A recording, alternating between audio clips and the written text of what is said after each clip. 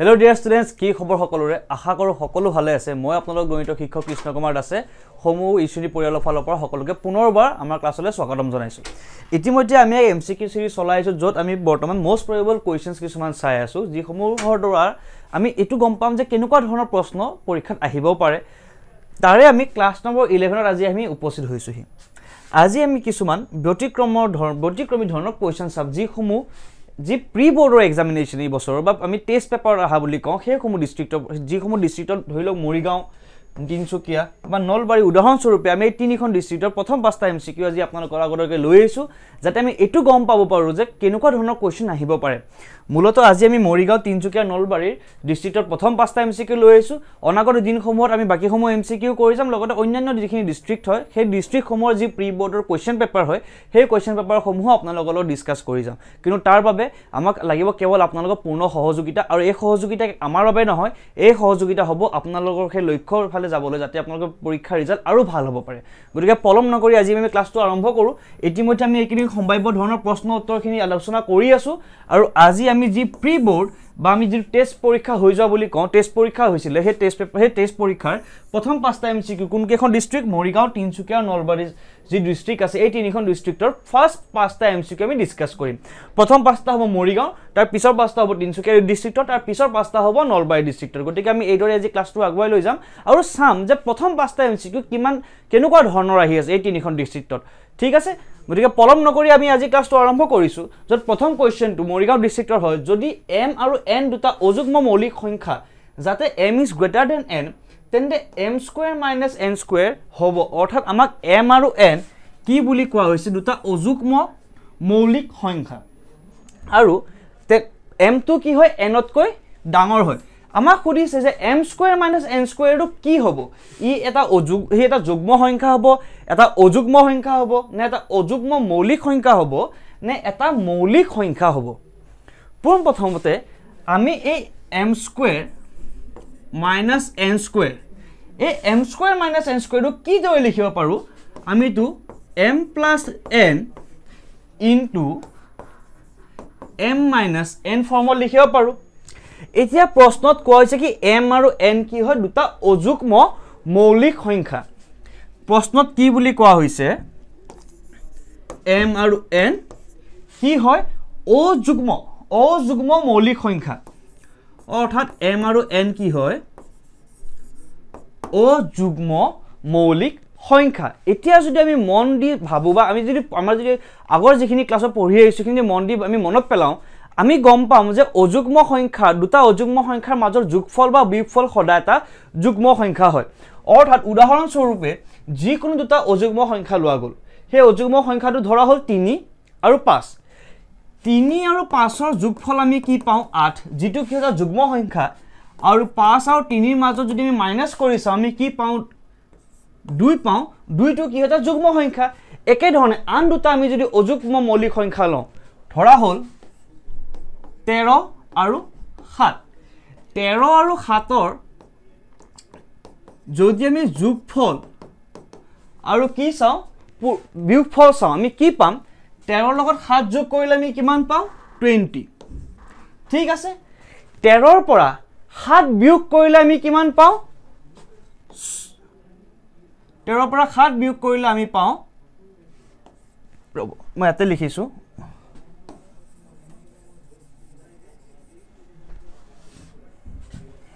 মই লোৱা উদাহৰণটো কি আছিলে 13 আৰু 7 প্ৰথমতে আমি কি কৰিলো 13 লগত 7 আমি যোগ কৰি চালো 13 লগত 7 যোগ কৰাৰ ফলত আমি কিমান পালো 20 পালো পুনৰ আমি কি কৰিম 13 ৰ পৰা 7 বিয়োগ কৰিম এটা মন কৰিবলগীয়া কথা 13 আৰু 7 টো কি হয় অযুগ্ম সংখ্যা আৰু মৌলিকো হয় যেটো মৌলিক সংখ্যা বুলি কোৱেশ্চনত কোৱা হৈছে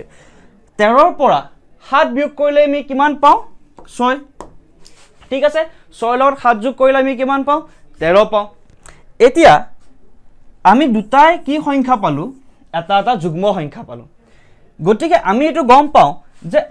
দুটা অযুগ্ম সংখ্যাৰ যোগফল আৰু বিয়োগফল সদায় কি হয় যুগ্ম সংখ্যা হয় অৰ্থাৎ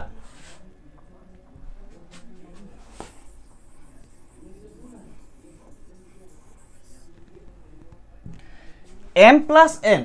আৰু m minus n m তো কি অযুগ্ম n তো অযুগ্ম অযুগ্ম সংখ্যাৰ এটা যোগফল আমি কি পাই গলো যুগ্ম সংখ্যা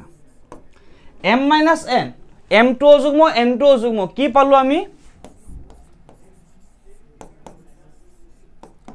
যুগ্ম সংখ্যা এতিয়া যুগ্ম সংখ্যা দুটাৰ পূৰণফল কি হ'ব সদায় যুগ্ম সংখ্যা অৰ্থাৎ ইয়াৰ পূৰণফলটো আমি যি পাম হেতু কি হ'ব এটা যুগ্ম সংখ্যা গতিকে কোনটো অপচন কাৰেক্ট হ'ব এটা যুগ্ম সংখ্যা এটা অযুগ্ম সংখ্যা এটা অযুগ্ম মৌলিক সংখ্যা নে অকল এটা মৌলিক সংখ্যা কোনটো অপচন কাৰেক্ট হ'ব option number A that is এটা যুগ্ম সংখ্যা একেবাৰে সহজ নেক্সট কোৱেশ্চন আমি আগবাঢ়িছো যদি p এটা অঋণাত্মক অখণ্ড সংখ্যা হয় তেন্তে তলৰ কোনটো পাছৰ গুণিতক হ'ব অৰ্থাৎ সুধিছে p এটা কি হয় অঋণাত্মক অখণ্ড সংখ্যা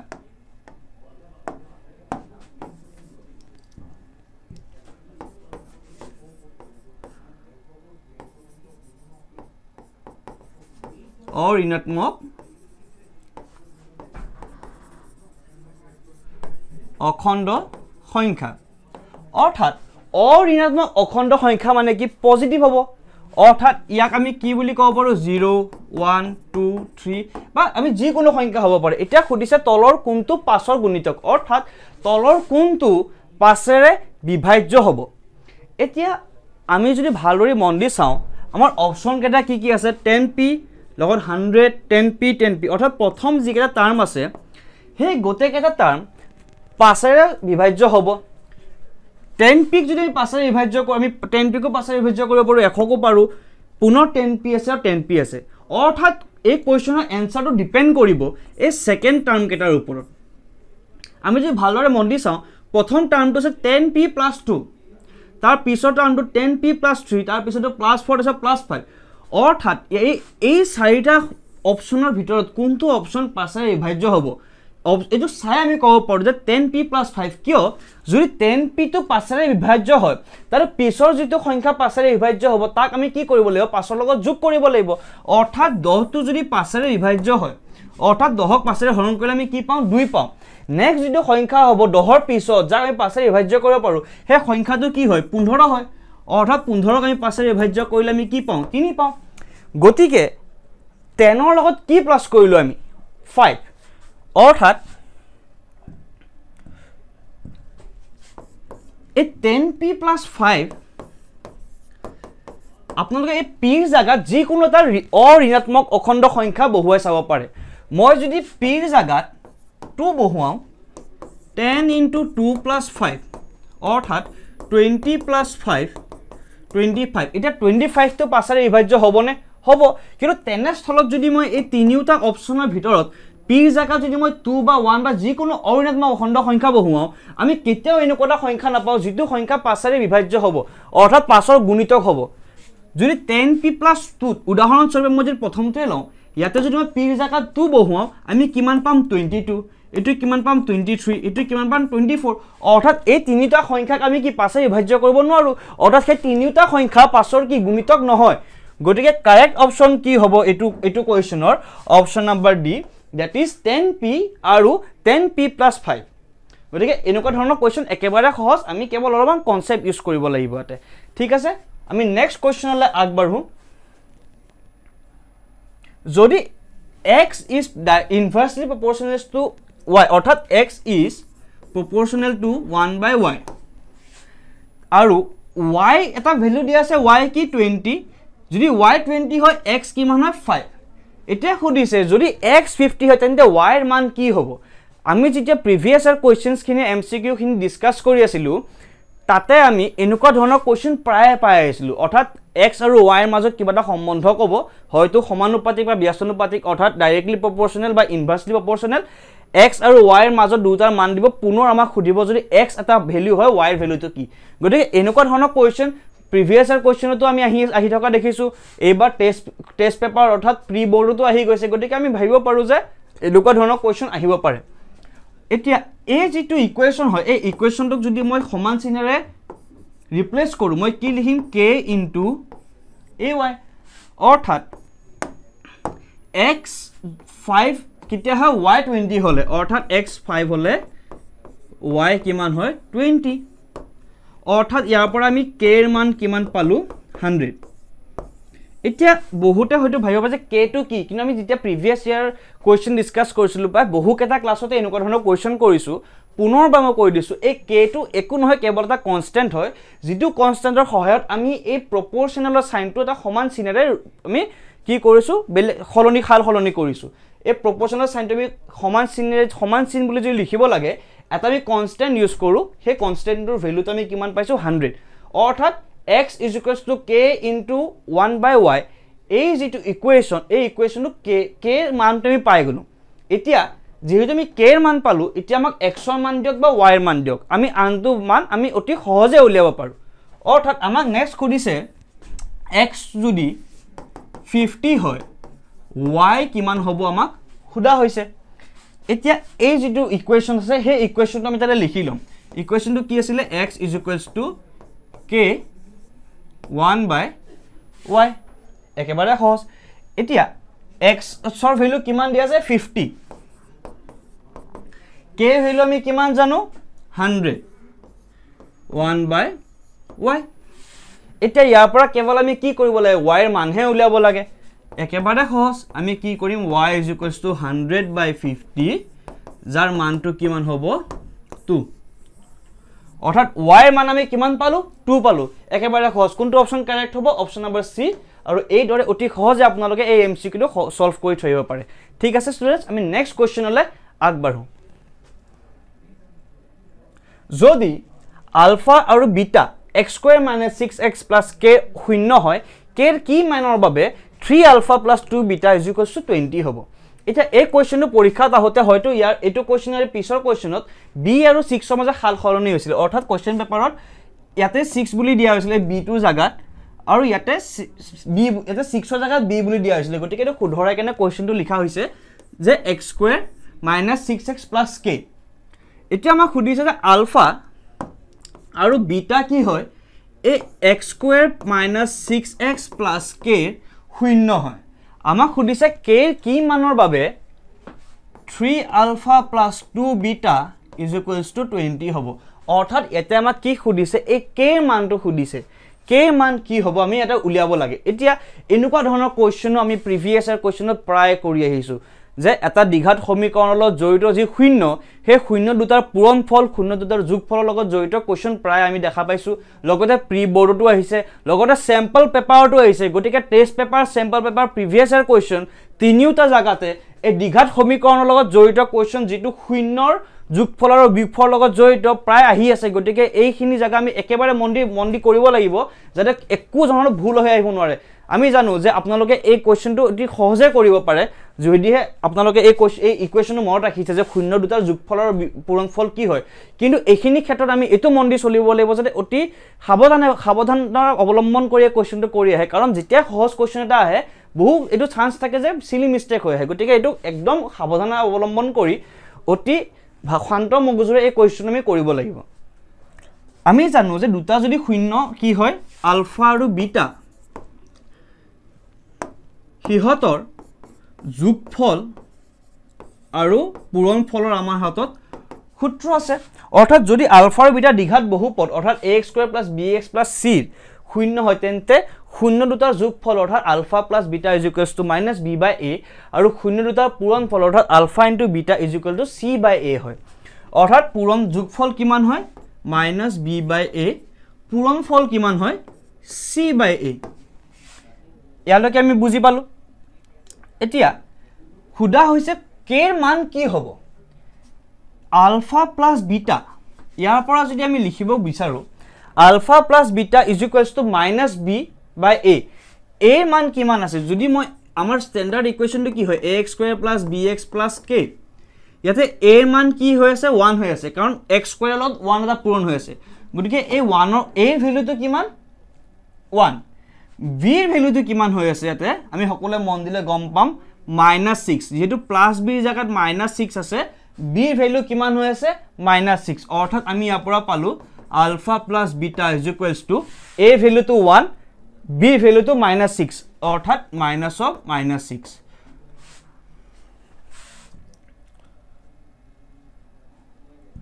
অৰ্থাৎ ইয়াৰ পৰা আমি লিখিব পাৰোঁ যে alpha plus beta is equals to 6 আমাক কোৱা হৈছে যে এতিয়া কেৰ মান কি হ'ব ইয়াৰ পৰা আমি কেৰ মানটো উলিয়াব লাগে এতিয়া alpha plus beta is equal to 6 ইটো আমাৰ এটা ইকুৱেশ্যন আৰু 3 alpha plus 2 beta is equals to 20 ইটো আমাৰ আন এটা ইকুৱেশ্যন এতিয়া এই দুটা ইকুৱেশ্যনৰ পৰা আমি একেবাৰে সহজে আলফা আৰু বিটাৰ মান উলিয়াই ল'ব পাৰিম যদি এই ওৱান ইকুৱেশ্যনটো মই যদি কি কৰোঁ 3 ৰে পূৰণ কৰোঁ 3 ৰে কিয় পূৰণ কৰোঁ এটা 3 আলফা আছে যদি আমি বিয়োগ কৰিব লাগে আলফা টাৰ্মটো যদি কেনসেল কৰিব খোজো alpha plus beta is equals to 6 এই ইকুৱেশ্যনটোক মই 3 ৰে পূৰণ কৰিম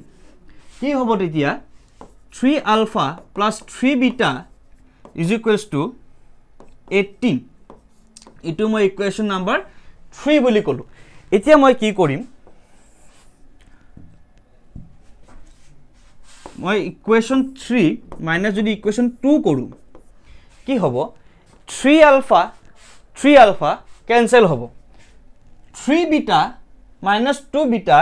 আমি কি পাম beta is equals to 18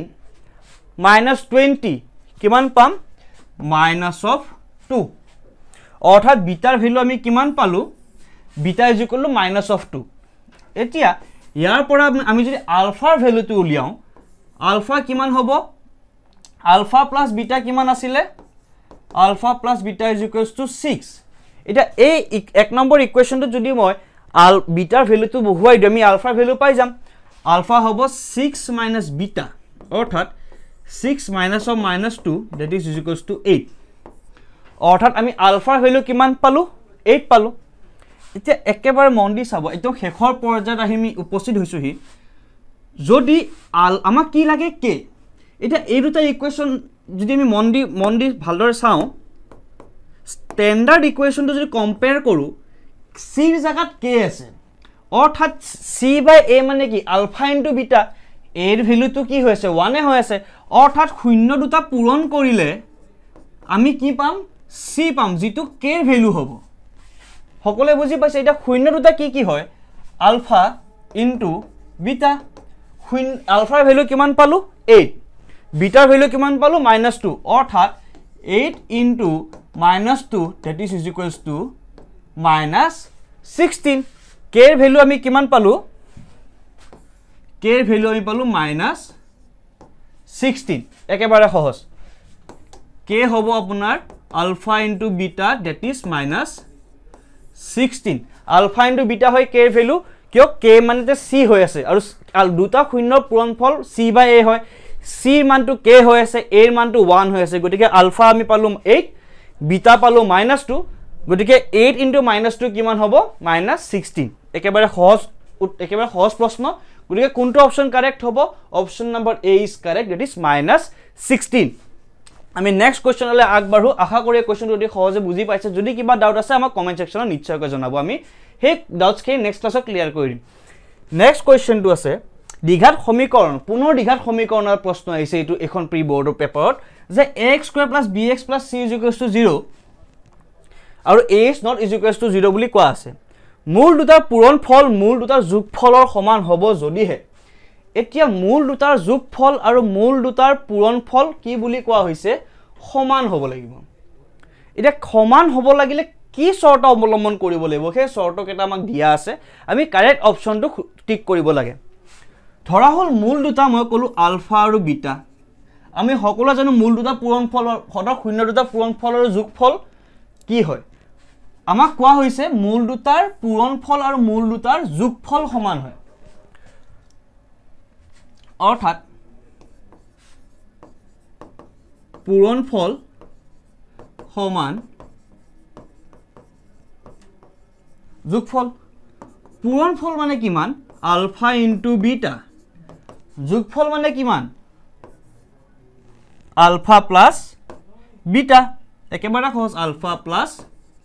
beta এতিয়া আমি কি কৰিব লাগে ইয়াৰ কেৱল মান বহাব লাগে আমাৰ ইকুৱেশ্যনটো দিয়া আছে একেবাৰে সহজে ax² + bx + c আমি জানো যে পূৰণফল কি হয় c / a যোগফল কি হয়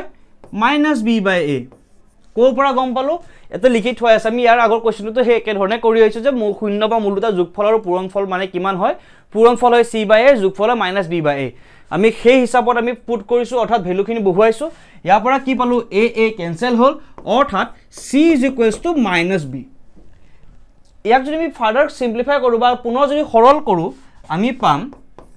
b টো ইফালে নেগেটিভ হৈ আছে মই খুফালৰ পৰা যদি বাওফালে লৈ হও b টো কি হ'ব পজিটিভ হ'ব অৰ্থাৎ b + c কিমান হ'ব 0 এটো হল আমাক লাগা ইকুৱেচন অৰ্থাৎ b + c = 0 এই সম্বন্ধটো হল একদম কারেক্ট आंसर গদে কারেক্ট आंसर কোনটো হ'ব a b c নে d option number b that is b + c = 0 b + c = 0 একেবাৰে সহজ আমি নেক্সট কোৱেশ্চনলৈ গৈছো যদি এটা আমাৰ 6 নম্বৰ কোৱেশ্চন স্টাৰ্ট হৈছে যিখিনি হয়তো তিনচুকীয়া ডিস্ট্ৰিক্টৰ পৰা মই কৈছে প্ৰথমতে তুমি তিনচুকীয়া আমি মৰিগাঁও তিনচুকীয়া আৰু নলবাৰী ডিস্ট্ৰিক্টৰ প্ৰথম পাঁচটা এমসিকিউ লৈছো যিখিনি প্ৰি বৰ্ডত আহিছিল সেই সময় ডিস্ট্ৰিক্টৰ গতিকে আমি 6 নম্বৰ কোৱেশ্চনত আহি উপস্থিত হৈছে প্ৰথম পাঁচটা এমসিকিউ আছিল মৰিগাঁও প্ৰি বৰ্ডৰ পৰা এতিয়া এই কোৱেশ্চনটোত কোৱা হৈছে যে √m = 25 এতিয়া খুদিছে ভ্যালু অফ m কি হয় m ৰ ভ্যালু খুদিছে একেবাৰে সহজ আমি কি কৰিম দুই ফালে স্কয়াৰ কৰিম স্কয়াৰ কৰিলে কি হ'ব এই √over চিনটো কি হ'ব স্কয়াৰ কৰিলে উঠি যাব অৰ্থাৎ m কিমান হ'ব আমাৰ 25 স্কয়াৰ মানে কিমান 625 একেবাৰে সহজ 25 স্কয়াৰ আমি যদি কৰো 25 5 গুণ 25 5 সকল লিব 2 5 2 গুণ 10 10 লগত আমি 2 যোগ কৰিলে কিমান পাম 12 পুনৰ 0 5 অৰ্থাৎ 5 2 6 অৰ্থাৎ 625 একেবাৰে সহজ কাৰেক্ট অপচন কোনটো হ'ব option number see that is 625 যদি কেতিয়াবা এনেকুৱা ধৰণৰ কোৱেশ্চন কৰোতে আপোনালোকৰ অলমান কিবা খেলিমিলি লাগিবও পাৰে যে স্কয়াৰ কৰিব দিছে নে কি কৰিব দিছে তেতিয়া কি কৰিব সৰু সৰু কিছুমান সংখ্যা লৈ এবাৰ কৰি চাব পাৰে অৰ্থাৎ আমি যদি ভালদৰে মন দি চাও √4 মানে কিমান 2 হয় ইয়াৰ মিনিং টু কি দুই ফালে যদি আমি স্কয়াৰ কৰি দিও 4 ৰ স্কয়াৰটো উঠি যাব 4 ৰ ওপৰত থকা √over চিনটো উঠি যাব আৰু ইফালে 2 স্কয়াৰ মানে কি 4 এই ধৰণৰ কিছুমান সৰু সৰু এক্সাম্পল আপোনালোকে কৰিব পাৰে একেবাৰে সহজতে আপোনালোকৰ এনসাৰটো ওলাই যাব ওকে আমি নেক্সট কোৱেশ্চনলৈ আগবাঢ়িছো আটাইতকৈ সৰু কি সংখ্যা পূৰণ কৰিলে 1875 এটা পূৰ্ণবৰ্গ সংখ্যা আৰু এটা কথা এই কোৱেশ্চনটোত এটা বৰ্গ হিচাপে দিয়া হৈছে এতিয়া এটা বৰ্গ হিচাপে দিছে বা বেলেগ কিছুমান কোৱেশ্চন ঘনকৰো দিব পাৰে অৰ্থাৎ ঘনক ধৰা হলে স্কয়াৰ দিছে কৰবাত হয়তো কিউব অৰ্থাৎ আমাক কিউবিক ৰুট বা আমাক কি খুদিব পাৰে ঘনমূলৰ কথাও খুদিব পাৰে ইয়াতে যেটো আমি স্কয়াৰ কৰিছো অৰ্থাৎ মই সেই কনসেপ্টটো আকৌ এবাৰ ৰিভাইজ কৰি দিছো যে অসুবিধা নহয় যদি কেনেকুৱা ধৰণৰ কোৱেশ্চনো আহে অৰ্থাৎ মই কব বিচৰা কথাটো হ'ল যে যিদৰে অৰ্থাৎ কিমান হয় ইয়াৰ এনসাৰটো 4 মানে কি হয় 4 মানে 2 স্কয়াৰ অৰ্থাৎ 2 বৰ্গ কৰিলে আমি 4 পাওঁ 4 বৰ্গমূল কি হয় 2 হয় এতিয়া ঠিক একেদৰে 2 ক যদি আমি কিউব কৰো হেতু হ'ব 8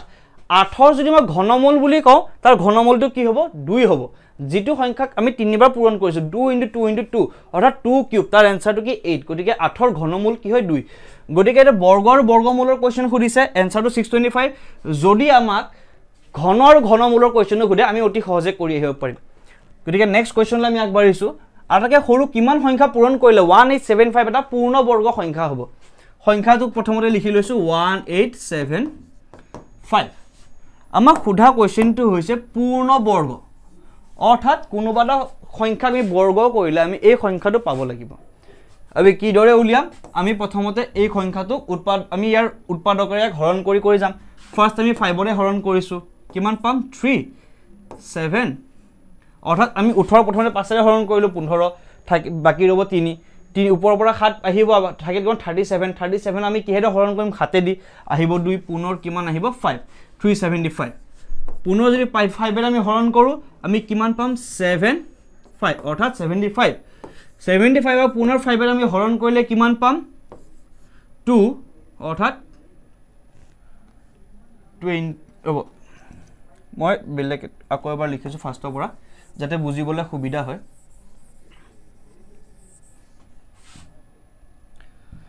অৰ্থাৎ 1875 ক আমি কি কৰিম ইয়াত যিখিনি উৎপাদক আছে উৎপাদকৰে হৰণ কৰিম যেহেতু এককৰ স্থানত 5 আছে আমি প্ৰথমতে কিহেৰে হৰণ কৰিম 5 5 ক যদি এটিৰে হৰণ কৰো আমি কিমান পাম 3 বাকি ৰব 3 377 আহিব 2 পুনৰ 5 অৰ্থাৎ আমি এটো কি দৰে পালো 1875 ক যদি 5 এৰে হৰণ কৰো 3 15 37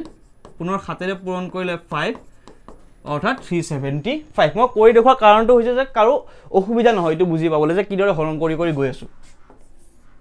পুনৰ 375 ক আমি এই দৰে হৰণ কৰো আমি কি পাম 5 থাকিব পুনৰ আমি এটা 7 এৰে হৰণ কৰিব লাগিব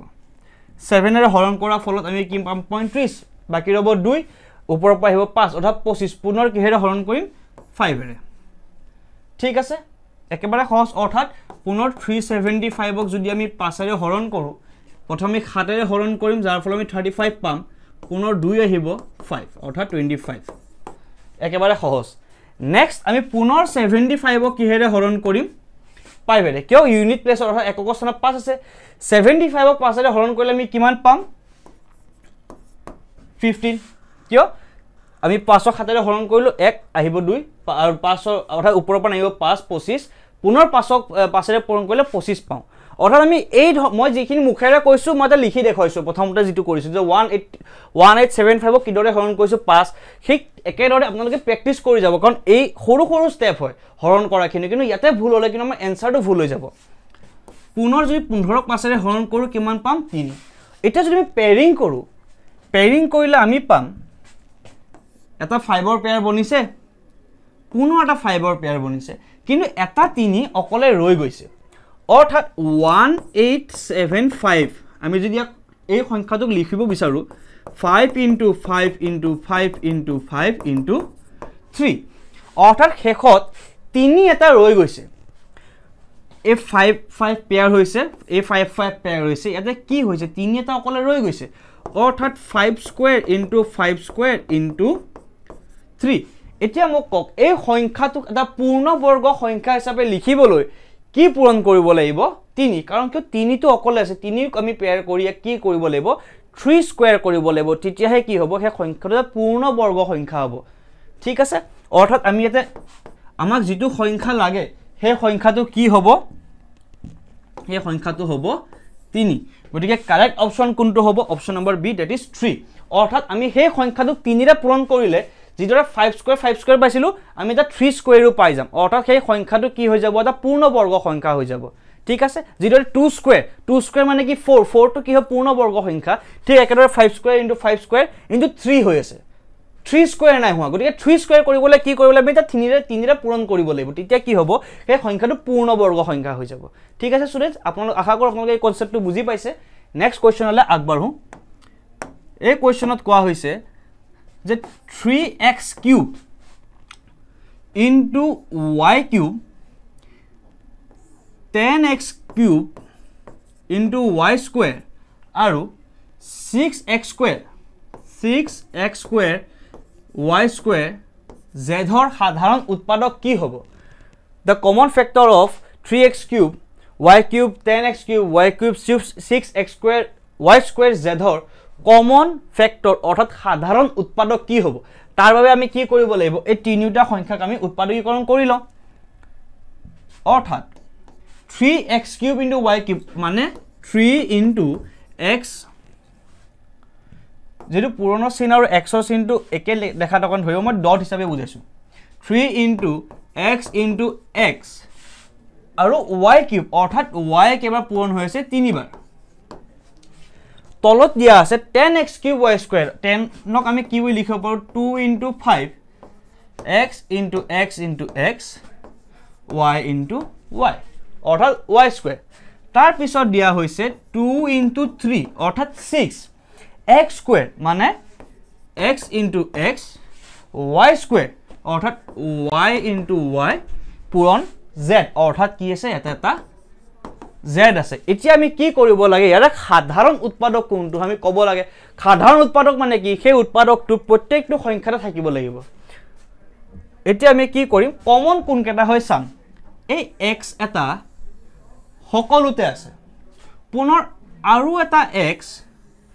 সকলোতে আছে কিন্তু যেটো 3 নম্বৰ x প্ৰথম দুটাত আছে থাৰ্ডটোত নাই ঠিক একেদৰে এই y টো তিনিটাতে আছে এই y টো তিনিটাতে আছে কিন্তু ইয়াতে yz আৰু কমন হৈ থকা নাই গটিকে কমন কি হ'ব অৰ্থাৎ সাধাৰণ উৎপাদক বা আমি যদি কও কমন ফ্যাক্টৰ কি হ'ব x into x x into x y into y y into y অৰ্থাৎ কি হ'ব x square into y square x square into y square গটিকে এই তিনিটা সংখ্যাৰ কমন উৎপাদক অৰ্থাৎ সাধাৰণ উৎপাদক বা কমন ফ্যাক্টৰ আমাক খুদা হৈছে কি হ'ব x square into y square কোনটো অপচন কাৰেক্ট হ'ব প্ৰথমটো xy হেতু ভুল হয় x square into y এটোও ভুল x square y square z এটোও ভুল fourth option to solve x square into y square that is option number D is correct কি হয় সাধাৰণ উৎপাদক x square into y square একেবাৰে সহজ আমি নেক্সট কোৱেশ্চনলৈ আগবাঢ়ো যদি p আৰু q দুটা ভিন্ন মৌলিক সংখ্যা হয় তেন্তে হিহতৰ গসাও কি হ'ব আমি সকলোৱে জানো যদি দুটা সংখ্যা p আৰু q হয় আৰু দুইটা কি ভিন্ন মৌলিক সংখ্যা হয় মৌলিক সংখ্যা মানে কি সেই সংখ্যাটোৰ কেৱল এক আৰু সেই সংখ্যাটোৰহে বিভাজ্য বেলেগ উৎপাদক নাই সেই দুইটা সংখ্যাৰ গসাও কি হ'ব বেলেগ উৎপাদকে নাই গটিকে সাধাৰণ উৎপাদকও নাথাকিব এটাই গসাও গটিকে কি হ'ব 1 হ'ব কাৰণ দুইটা সংখ্যা কি হয় ভিন্ন মৌলিক সংখ্যা মানে দুইটা বেলেগ বেলেগ মৌলিক সংখ্যা গটিকে দুইটা যদি বেলেগ বেলেগ মৌলিক সংখ্যা হয় সেই মৌলিক সংখ্যা দুটা কেৱল একেৰে বিভাজ্য হয় আৰু গটিকে সেই দুইটা সংখ্যাৰ গসাও বা HCF হাইয়েষ্ট কমন ফ্যাক্টৰ কি হ'ব 1 that is option number C is correct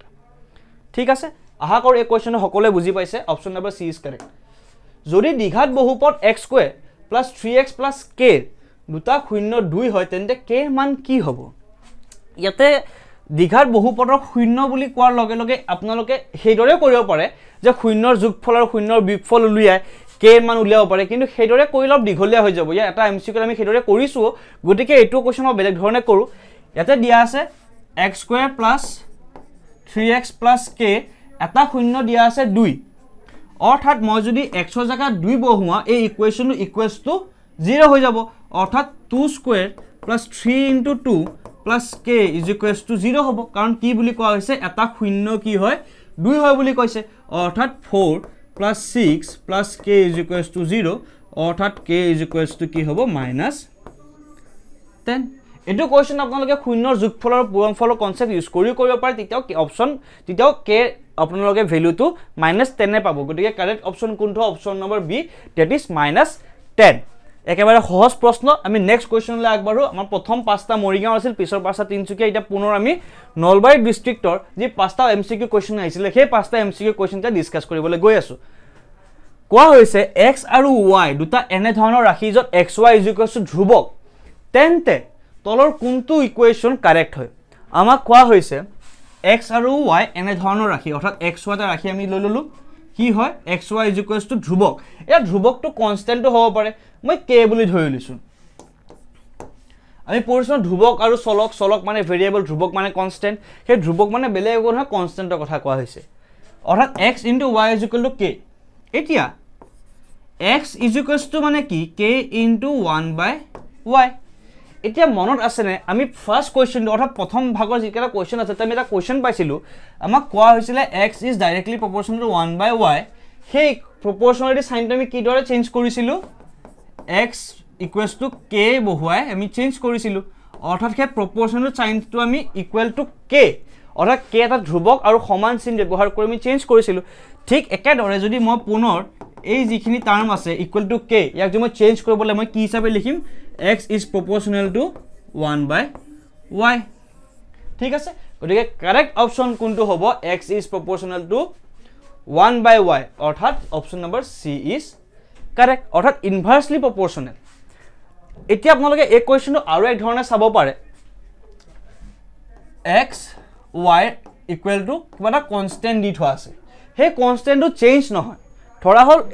যি কোনো এটা সংখ্যা হ'ব পাৰে এতিয়া x আৰু y পূৰণফল এটা কনস্ট্যান্ট হয় এতিয়া হয়তো k যদি ফিক্স থাকে x যদি বাঢ়ে y টো কি হ'ব লাগিব কমিব লাগিব তেতিয়াহে এটো কনস্ট্যান্ট টাৰ্ম এটা দিব অৰ্থাৎ মই xক y লগত পূৰণ কৰি এটা ফিক্স টাৰ্ম পাই আছো সেই ফিক্স টাৰ্মটো ফিক্সে হৈ আছে এটা মই যদি x টো বঢ়াও y টো কি হ'ব লাগিব কমিব লাগিব তেতিয়াহে কটাকটি কৰি আমি k সমান পাম হেতুৱে কনসেপ্ট অৰ্থাৎ ইনভাৰ্সলি প্ৰপোৰ্শন অৰ্থাৎ x is proportional to 1/y ঠিক আছে option number c is correct x is proportional to 1/y next question 5 workers can finish a work in 5 days অৰ্থাৎ one worker can finish the work in 5 জন বনুৱাই এটা কাম 5 দিনত সমাপ্ত কৰে তেনে হলে এজন বনুৱাই কামটো শেষ কৰিবলৈ কিমান সময় লাগিব এতুত আমি কি কৰিম 5 জন কেজন আছে আমাৰ কেজন বনুৱা আছে 5 জন কি বুলি কোৱা আছে বনুৱা অৰ্থাৎ 5 জন মানুহে আমাৰ কাম ওয়াৰ্কাৰে কামটো কেই দিনত শেষ কৰে 5 দিনত ধৰা হল মই এটো বনুৱা বা মই লিখিলো এটো ওয়াৰ্কাৰ এটো মই লিখিলো ডে অৰ্থাৎ মই যদি মানুহৰ লগত ওয়াৰ্কাৰ্ছৰ ডে পূৰণ কৰি কিমান পাম 25 ওয়াৰ্কাৰ্ছ ডে অৰ্থাৎ ইমান এমাউন্টৰ কাম আমাৰ হৈ আছে কেজন মানুহ 5 জন মানুহ কিমান দিন লাগে 5 দিন অৰ্থাৎ কিমান এমাউন্টৰ কাম হৈ আছে হেতু জানিবলৈ আমি কি কৰিব লাগিব এই দুইটাকে কি কৰিব লাগিব পূৰণ কৰিব লাগিব 5 ল 5 পূৰণ কৰিলে কিমান 25 ওয়াৰ্কাৰ ডে অৰ্থাৎ 25 এমাউন্টৰ কাম আমাৰ হৈ আছে এটা খুদিছে এজন ওয়াৰ্কাৰে সেই কামখিনি কৰিবলৈ কিমান সময় লাগিব গটিকে এজন ওয়াৰ্কাৰক কিমান সময় লাগিব 25 ডিভাইডেড বাই ওপৰত মই ওয়াৰ্কাৰ ডে হিচাপে লিখাৰ কাৰণটো কি হৈছে আপোনালোকে গম পাব যে কি দৰে একচুয়ালি আমি এনসাৰটো পাই আছো 25 ওয়াৰ্কাৰ্ছ ডে আৰু তলত কিমান 1 ওয়াৰ্কাৰ এই ওয়াৰ্কাৰ কাটি কাটি অৰ্থাৎ কেনসেল আউট হ'ব 1 ওয়াৰ্কাৰ আমি কিমান পাম এনসাৰ 25 ডেজ অৰ্থাৎ 25 দিন লাগিব এজন মানুহে যদি সেইখিনি কাম কৰে একেবাৰে সিম্পল যদি 5 জন মানুহে যদি এটা কাম অৰ্থাৎ কিমান এমাউন্টৰ কাম কৰি আছে 25 এমাউন্টৰ কাম কৰি আছে তেতিয়াহলে এজন মানুহে কিমান কাম কৰিব 25 ডিভাইডেড বাই 5 that is 5 এদিনত গটিকে সেই কামখিনি শেষ কৰিবলৈ কিমান দিন লাগিব 25 দিন একেবাৰে সহজ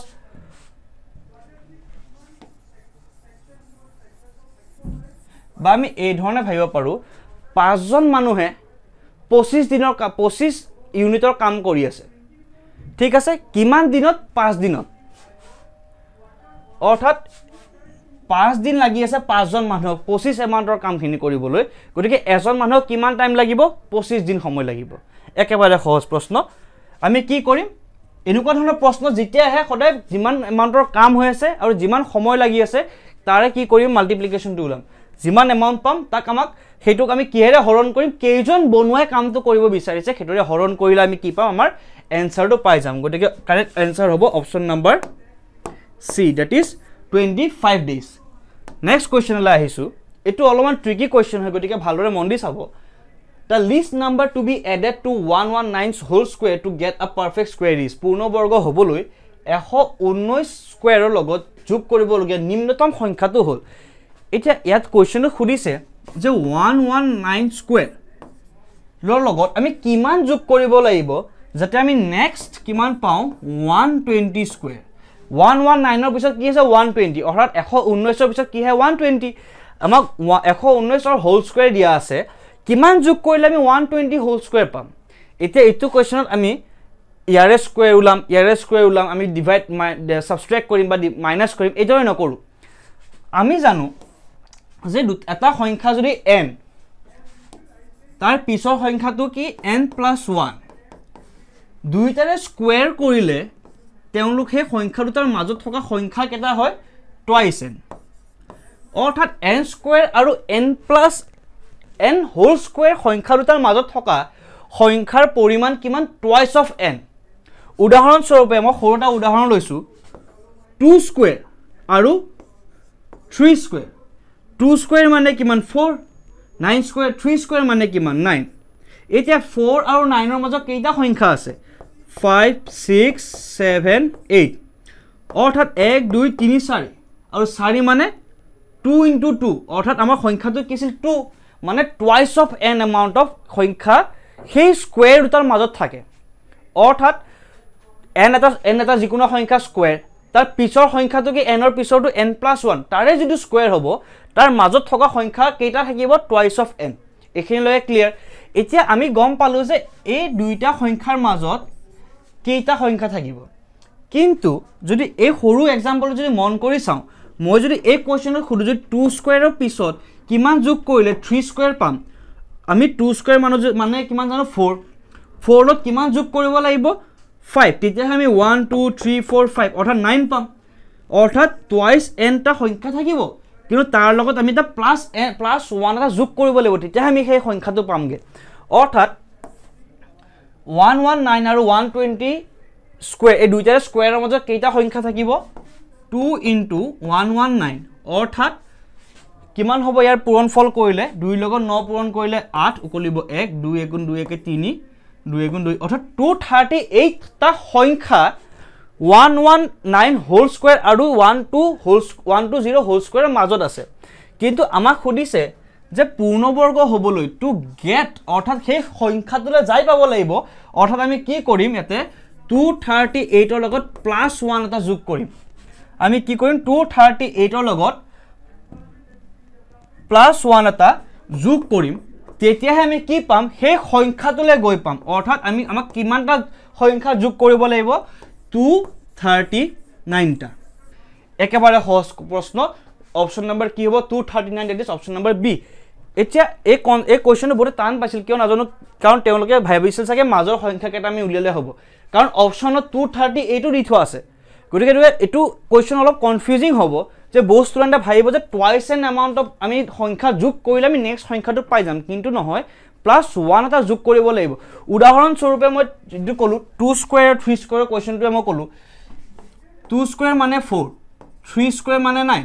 এটা 4 আৰু 9 ৰ মাজত চাৰিটা সংখ্যা আছে কি কি 5 6 7 8 কিন্তু 9 পাবলৈ 2 স্কয়াৰৰ পৰা মানে 4 ৰ পৰা আমি 4 লত কিমান যোগ কৰো 5 যোগ কৰো অৰ্থাৎ 4 যোগ কৰি লগত আৰু এটা 1 যোগ কৰিছো ঠিক একে ধৰণে ইয়াতে আমি আৰু এটা 1 যোগ কৰিম आंसर কিমান হ'ব 239 okay option number B is correct next question লৈ আইছো এটা ঘনক পাবলৈ 6 cm 4 cm 5 cm অৰ্থাৎ সেন্টিমিটাৰৰ কথা কোৱা হৈছে জোখৰ প্ৰয়োজনীয় আয়তীয় ঘনকৰ নিম্নতম সংখ্যা হল minimum numbers of cuboids of a dimension 6 cm 4 cm 5 cm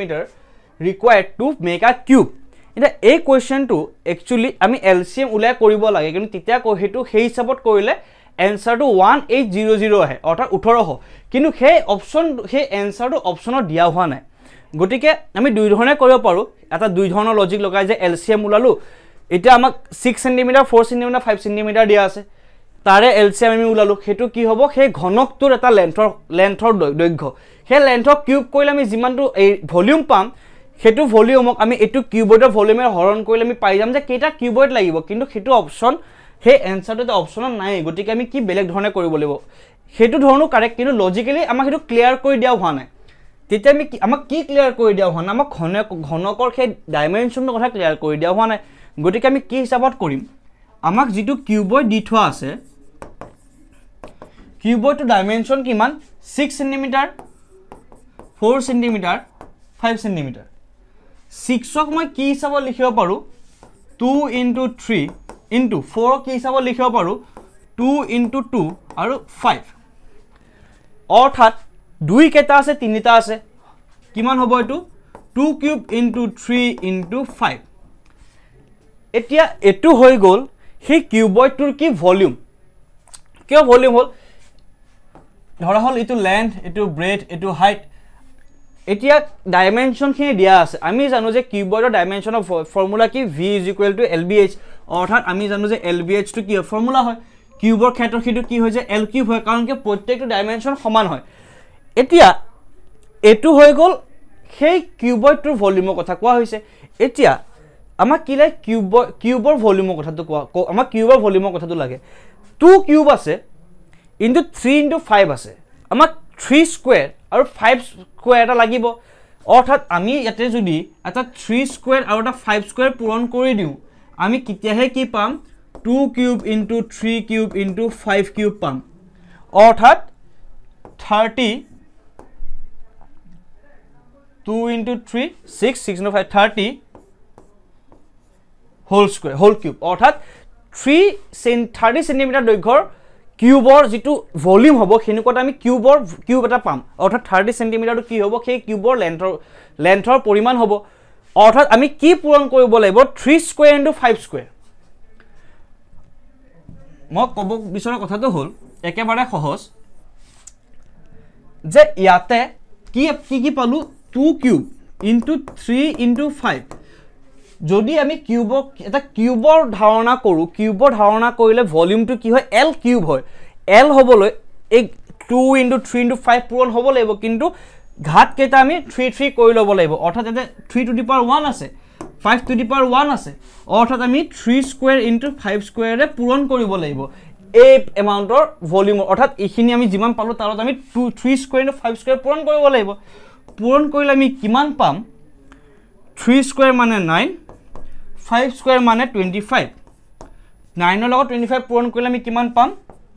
5 4 অৰ্থাৎ 225 গতে কাৰেক্ট অপচন কোনটো হ'ব 225 অকমান আমি এটা কনসেপ্টটো ব্যৱহাৰ কৰিব লাগিব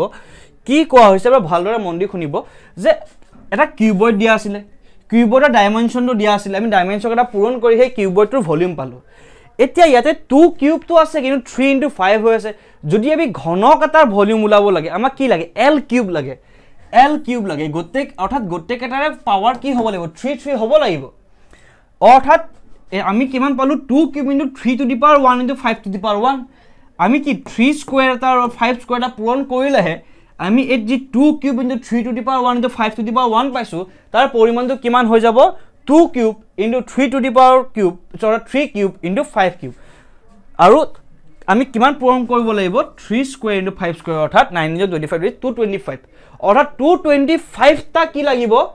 এই সব ইটো ভলিউম হয় এই ভলিউমত আমি কিমান পূৰণ কৰি আছো 3 স্কয়াৰ ইনটু 5 স্কয়াৰ ওকে অৰ্থাৎ ইমানটা ভলিউমৰ ইমানখিনি ভলিউমৰ এটা কিউবয়ড আমাক কেইটা লাগিব 3 স্কয়াৰ ইনটু 5 স্কয়াৰ টা কেইটা 225 টা হেতু একেবাৰে সহজ কনসেপ্ট আমাক যিমানখিনি ভলিউম দিয়া আছে সেই ভলিউমত আমি কিমান পূৰণ কৰিছো 3 স্কয়াৰ ইনটু 5 স্কয়াৰ অৰ্থাৎ যিমান ভলিউমৰ এটা কিউব আছে কিউবয়ড আছে হেনেকুৱা কিউবয়ড আমাক কেইটা লাগিব 3 স্কয়াৰ ইনটু 5 স্কয়াৰ অৰ্থাৎ 225 টা একেবাৰে সহজ কনসেপ্ট গতিকে কাৰেক্ট অপচন কোনটো হ'ব 225 আশা কৰো এই কোৱেশ্চনটো ক্লিয়াৰ হৈছে আমি নেক্সট কোৱেশ্চনলৈ আগবাঢ়িছো এটো মই এক্সক্লুড কৰি ৰাখিছো এইখিনি হল ভলিউম এই পাৰ্টখিনি হল ভলিউমটো এইখিনি হল আমি কিমান আৰু এক্সট্ৰাকে মাল্টিপ্লাই কৰিছো যেখিনি মাল্টিপ্লাই কৰিছো হিমানটা আমাক কি লাগা হৈছে কিউবয়ড অৰ্থাৎ আয়তীয় ঘনক দৰকাৰ হৈছে কিহৰ কাৰণে সেই ঘনকটো পাবলৈ সেই কিউবটো পাবলৈ আমাক ৰিকোয়াৰ্ড যিমান আমাক যিখিনি এমাউন্টৰ কিউবয়ড লাগে কিমান 225 একেবাৰে সহজ নেক্সট কোৱেশ্চন আজি ক্লাছৰ লাষ্ট কোৱেশ্চন এটো আমাৰ 4u square plus 25u minus 21 divided by u plus 7 কিমান হ'ব এটা এই কোৱেশ্চনটো বহুতে কি কৰিব এই হৰণ দিয়া আছে না হৰণ কৰা আৰম্ভ কৰি দিব বহুতে কি কৰিব এটাকে দীঘলকে হৰণ কৰিব একো দৰকাৰ নাই আমি অতি সহজে কৰিম কিদৰে কৰিম একেবাৰে সহজ ভাৱে আমাক দিয়া আছে 4u square plus 25u plus 21 এতিয়া আমি ডিভাইডেড বাই u plus 7 এটা 4u square plus 25u minus 21 এই যিখিনি টার্ম আছে এই টার্মখিনি আমি উৎপাদক বিশ্লেষণৰ সহায়ত বা আমি ফ্যাক্টৰাইজেশন কৰিও লিখিব পাৰো কিদৰে লিখিব পাৰো 4u square 25u আমি কিদৰে লিখিব পাৰো 28u minus 3u minus 21 divided by u plus 7 এতিয়া এটা কোৱেশ্চন 25u টো আমি 28u minus 3u কিয় লিখিছো ইয়াৰ আগৰ কোৱেশ্চন কেটা আমি যেতিয়া কৰিছিলো যেটো আমি উৎপাদক বিশ্লেষণ কৰিছো বা ফ্যাক্টৰাইজেশন কৰিছিলো মূল উলিয়াবলৈ হোক বা বিভিন্ন কাৰণতে হোক তেতিয়া মই শিকাইছিলো ধৰিলক এটো ax square plus bx plus c ফৰ্মত আছে আমি এই দুটা টাৰ্ম পূৰণ কৰিম পূৰণ কৰাৰ ফলত এ -21 into 4 কৰিম অৰ্থাৎ কিমান পালো -4 into 1 4 4 into 2 84 অৰ্থাৎ -84 পালো এতিয়া আমি 84 ক কি কৰিম ডিভাইড কৰি যাম কিহে ডিভাইড কৰিম প্ৰথমে 2 ৰে কৰিলো পুনৰ 2 ৰে কৰিলো পুনৰ 3 ৰে কৰিলো 7 এতিয়া 84 ক আমি কি চাব লিখিব পাৰো 2 into 2 into 3 into 7 এতিয়া আমি দুটা এই ধৰণৰ সংখ্যা লব লাগিব যি সংখ্যা দুটা যোগ বিয়োগ কৰিলে আমি কি পাও অৰ্থাৎ +25 পাম কিন্তু সংখ্যা দুটা পূৰণফল কৰিলে -84 পাব লাগিব এটা সেই সংখ্যাটো আমি কি ধৰণে চাম ইয়াতে যে ভালদৰে মন দি চাই 2 into 2 into 7 কিমান 4 * 7 মানে কিমান 28 আৰু এটা সংখ্যা কি 3 এতিয়া 28 * 3 কৰিলে আমি 84 পাই গলো কিন্তু কি লাগে -84 অৰ্থাৎ 28 আৰু 3 কোনোবা এটা কি হ'ব নিগেটিভ হ'ব এটা কোনটো নিগেটিভ হ'ব সেইটো ডিপেন্ড কৰিব ইয়াতে কি চিন আছে ইয়াতে কি আছে +25u অৰ্থাৎ পজিটিভ নাম্বাৰ হোৱাৰ বাবে আমি 28 ৰ আগত যদি মাইনাস লিখো -28 + 3 কৰিলে আমি পজিটিভ সংখ্যাটো নাপাও কি কৰিব লাগিব যদি সৰু সংখ্যা অৰ্থাৎ 3 তাৰ আগত আমি মাইনাস চিন বহাম অৰ্থাৎ 28 - 3 কৰিলে আমি -84 পালো আৰু 28 - 3 কৰিলে আমি 25 পালো আমাৰ দুইটা শৰ্ট সিদ্ধ হৈ গল সেইভাবে আমি 28u - 33u লিখিছো এতিয়া আমি কি কৰিম ইয়াৰ পৰা 4u কমন লম 4u কমন ললে ইয়াতে কিমান থাকি যাব u + 7 পুনৰ -3u - 21 ৰ পৰা আমি -3 যদি কমন লওঁ কিমান পাম u + 7 তেতিয়াহে -21 হ'ব ডিভাইডেড বাই u + 7 একেবাৰে সহজ অৰ্থাৎ 4u - 3 ইনটু u + 7 ডিভাইডেড বাই u + 7 এই u + 7 ওপৰৰ u + 7 কেনসেল হ'ব অৰ্থাৎ আমি কিমান পালো 4u - 3 4u - 3 যদি এই পদ্ধতিটো যদি আপোনালোকে এক্সপার্ট আছে অৰ্থাৎ ফ্যাক্টৰাইজেশন কৰিব উৎপাদক বিশ্লেষণ কৰিবলৈ এই কোৱেশ্চনটো একেবাৰে সহজ আমি কি কৰিব লাগে কেৱল ফ্যাক্টৰাইজ কৰি কটাকটি কৰি কাৰেক্ট এনসাৰটো উলিয়াব লাগে that is 4u - 3 option number D is correct 4u - 3 গতিকে আজি এটা আমাৰ লাষ্ট কোৱেশ্চন আছিল আমি যি তিনিখন ডিস্ট্ৰিক্ট লৈছিলো মৰিগাঁও তিনচুকীয়া আৰু নলবাৰী ডিস্ট্ৰিক্টৰ প্ৰথম পাঁচটা এমসিকিউ লাষ্ট কোৱেশ্চন আছিল আমি আজি ক্লাসটো একেটা কোৱেশ্চনে ললো আমি এটা বস্তু গম পালো যে কি শিকিলো যেটো দ্বিঘাত সমীকৰণৰ পৰা বহুখিনি কোৱেশ্চন পাই আহিছো আমি ইয়ালৈকে কি কৰিছিলো স্যাম্পল পেপাৰ প্ৰিভিয়াস ইয়াৰ কোৱেশ্চন আৰু আজি আমি প্ৰি বোৰ্ড কৰিছিলো প্ৰি বোৰ্ডৰ কোৱেশ্চন যত আমি কি গম পাই আছো কিছুমান টপিকৰ পৰা বহুত কোৱেশ্চন আহি আছে যেনে দ্বিঘাত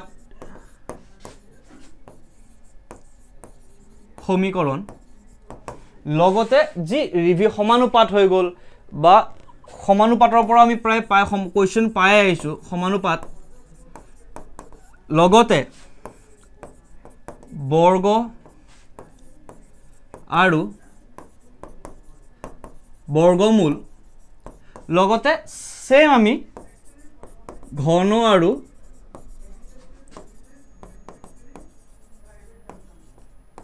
ঘনমূলৰ কথাও ক'ব পাৰো বা আমি